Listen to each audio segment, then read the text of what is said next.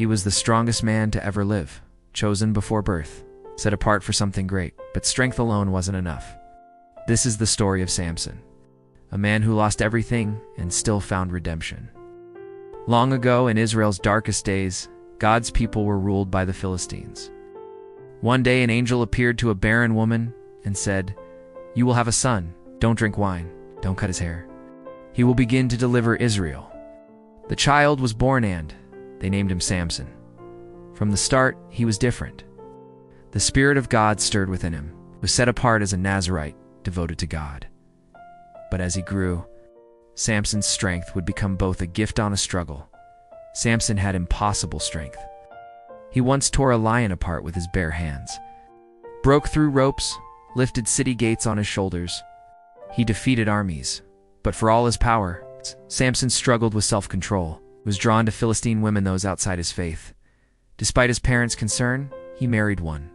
And when the marriage ended in betrayal, Samson burned Philistine fields in rage. They came after him. He struck down 1,000 men with the jawbone of a donkey. The people feared him. The Philistines hated him. But Samson didn't realize the real battle wasn't just outside, it was inside. Then came Delilah. Samson loved her, but she had a deal with the Philistines. Find the source of his strength and they'd make her rich. 3 times she asked, and 3 times he lied. But she wore him down. "Do you really love me?" Day after day.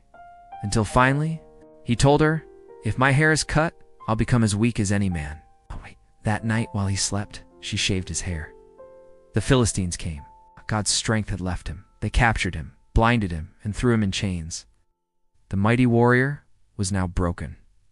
His strength was gone, his eyes gone. He was forced to grind grain like an animal. But deep in that prison, something began to change. Not just his hair, but his heart. Samson began to remember who he was, who God was. And in the silence, something returned. Humility. One day, the Philistines held a massive feast in honor of their god Dagon. They brought Samson out to mock him. Thousands gathered in a great temple, laughing, shouting. Samson stood between 2 pillars. He whispered a final prayer. "Lord God, remember me. Strengthen me one more time. Let me die with the Philistines." And with one final push, he brought the pillars down. The temple collapsed. Samson died. With him, more enemies were defeated than in his entire life. Samson's story is one of strength, but also struggle. He made mistakes.